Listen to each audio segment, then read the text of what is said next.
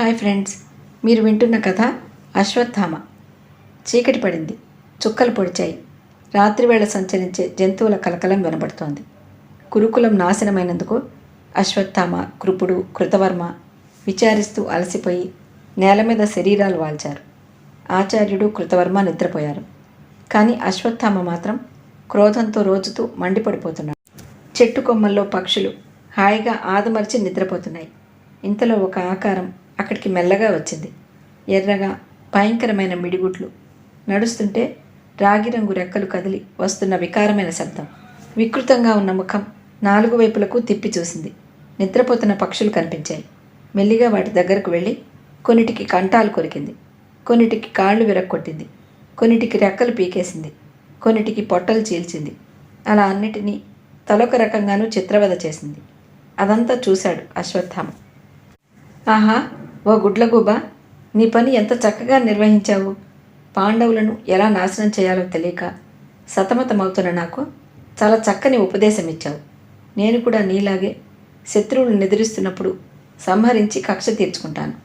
దొరికిన ఉపాయాన్ని అవలంబించి శత్రువుల్ని చంపడం ధర్మమని శాస్త్రాలే చెప్తున్నాయి. పాండవుల్ని భుజపరాక్రమంతో జయించటం ఎలాగూ సాధ్యం కాదు అనుకుంటూ కృపుడు, కృతవర్మలనిద్దరినీ నిద్రలేపాడు అశ్వత్థామ. ఇలాంటి ఆపద సమయంలో ఏమిటిలా నిద్రపోయాం అనుకుని సిగ్గుపడ్డారు వాళ్ళిద్దరూ. నా తండ్రిని దృష్టద్యుమ్నుడు అన్యాయంగా చంపాడు. వాడింకా ప్రాణాలతో ఉన్నాడంటే నేనెలా తలెత్తుకుని తిరగలను? వాణ్ణి, మిగిలిన శత్రువుల్ని చంపడానికి నేనొక మార్గం నిశ్చయించాను. ఇంకా శత్రువులు ఎవరూ లేరు కదా అని పాండవులు ఈ రాత్రి ఆనందంతో ఆదమర్చి నిద్రపోతుంటారు. ఆ సమయంలో వెళ్ళి అందరినీ చిత్రవద చేస్తాను. దృష్టద్యుమ్నుడి శవం చూసేదాకా నాకు ఈ పరాభవ దుఃఖం పోదు. వాణ్ణి పట్టి పశువును చంపినట్టు చంపితే గాని నా మనసు ఊరట చెందదు అన్నాడు అశ్వత్థామ ఆవేశంగా. ఆగ్రహవేశాలకు లోబడి నీతిమాలిన పనులు చేస్తే ఒకవేళ అవి ఫలించినా వాటి వల్ల భయం, అసహ్యం తప్ప మరేం లభించవు. అనాలోచితంగా తొందరపడద్దు, నిదానించు అన్నాడు కృపాచార్యుడు. పడినవాడు పగ తీర్చుకోవాలనుకోవటం సబబే, అది మాకు ఇష్టమే. మేము నీతో ఏకీభవించి సహాయం చేస్తాం. కానీ నువ్విప్పుడు బాగా అలసిపోయి ఉన్నావు. కాసేపు నిద్రపో. తెల్లవారగానే పాండవులను కడతెర్చే ఉపాయం ఆలోచిద్దాం అన్నాడు. మామ, అలిగినవాడికి, చింతించేవాడికి, ఆతృతతో ఉన్నవాడికి, కోరికలు ముసిరిన వాడికి నిద్ర రాదు. వీటిలో ఒక్కటున్నవాడే నిద్రపోలేడంటే 4 రకాల బాధలు ఉన్న నాకు నిద్ర ఎలా పడుతుంది? పాండవులు, పార్థసారథి, సాత్యకి లేని సమయం ఇది. నిద్రపోయే సమయంలో పాండవ, పాంచాల బలాలన్నింటినీ చంపి అప్పుడు హాయిగా విశ్రమిస్తాను అన్నాడు అశ్వత్థామ. ఇక చేసేది లేక ముగ్గురు రథాలెక్కారు. 3 రథాలు పాండవ శిబిరం వైపు బయలుదేరాయి. అశ్వత్థామ శిబిరద్వారంలోకి అడుగు పెట్టగానే రక్తం ఓడుతున్న పులి చర్మం ధరించి, విషనాగుల్ని కంఠాన దాల్చి, కోరలతో భయంకరంగా ఉన్న నోరు తెరుచుకుని సహస్ర నేత్రాలతో భీషణంగా చూస్తున్న భూతం ఒకటి అతనికి అడ్డంగా నిలబడింది. ఆ భయంకర ఆకారం చూస్తే కొండైన భయంతో 2గా చీలిపోవాల్సిందే. దాని నోట్లోంచి, కళ్ళల్లోంచి, ముక్కుల్లోంచి, చెవుల్లోంచి మంటలు వస్తున్నాయి. దాని శరీర కాంతుల్లోంచి శంఖచక్రధారులైన విష్ణువులు అనేక మంది వెలువడుతున్నారు. అశ్వత్థామ ఆ భయంకరమైన భూతాన్ని చూసి బెదిరిపోయాడు.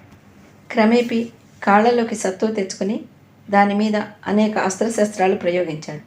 వాటన్నిటినీ ఆ భూతం అవలీలగా మింగేసింది. అశ్వత్థామ ఇంకేం చేయలేక దిక్కులు చూస్తూ ఉండిపోయాడు. ఆకాశం నిండా విష్ణు రూపాలు కనిపించేసరికి వణికిపోయాడు. తరువాత మనసు స్థిరం చేసుకుని ఆ సమయంలో పరమేశ్వర ఆరాధన తప్ప మరో గత్యంతరం లేదని నిశ్చయించుకుని రథం దిగి నేల మీద కూర్చుని శివధ్యానం చేయటం మొదలుపెట్టాడు. ప్రభు చంద్రమౌళి, ఈ ఆపద గడిస్తే నీకు భూతబలి ఇస్తాను. నేనే నీకు ఉపాహారం అవుతాను అనుకున్నాడు మనసులో. వెంటనే అతని ముందు ఒక బంగారు వేదిక, దాని మీద మండుతున్న హోమాగ్ని ప్రత్యక్షమయ్యాయి.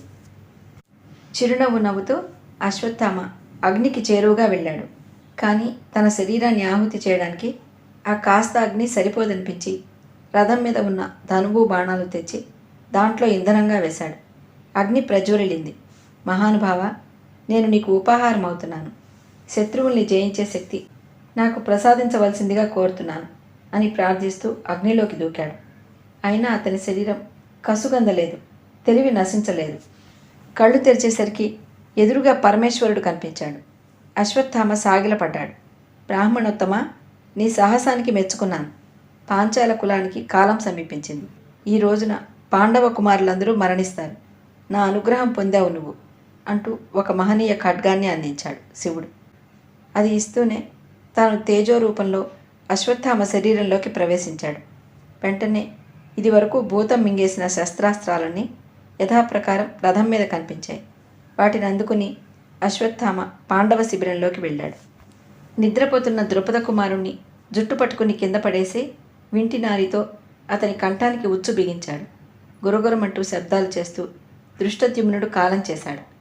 తర్వాత పాండవ వంశస్థులందరినీ ఒక్కడు కూడా మిగలకుండా నరికి పారేశాడు.